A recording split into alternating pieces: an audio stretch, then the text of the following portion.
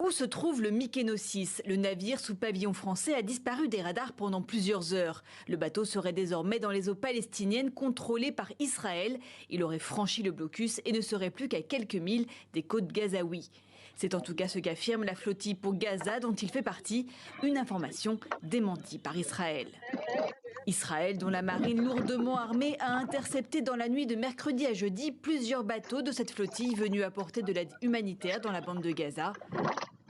À bord, des militants pro-palestiniens venus de plus de 40 pays, parmi eux l'eurodéputée franco-palestinienne Rima Hassan ou encore la militante suédoise Greta Thunberg. Des passagers arrêtés et escortés vers le port israélien d'Ashdod pour être ensuite expulsés.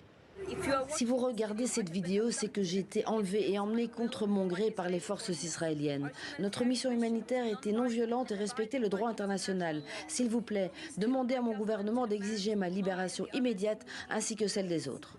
Dans un conflit armé international, un État belligérant a le droit de bloquer le territoire ennemi, de dérouter les navires et de contrôler l'aide destinée à ce territoire. La question qui se pose est de savoir si le blocus israélien est légal. Et pour moi, ce qui rendrait ce blocus illégal, c'est que nous avons la preuve que le blocus fait partie d'une campagne de famine contre la population civile, ce qui constituerait un crime de guerre. La justice turque a annoncé l'ouverture d'une enquête. Le président Recep Tayyip Erdogan dénonce la brutalité d'un régime génocidaire qui tenterait de dissimuler des crimes contre l'humanité. L'Union européenne, elle, condamne les attaques israéliennes contre la flottille et appelle au respect du droit international. L'Espagne, la Bolivie, la France, entre autres, ont réagi. En Belgique, l'ambassadrice d'Israël a été convoquée.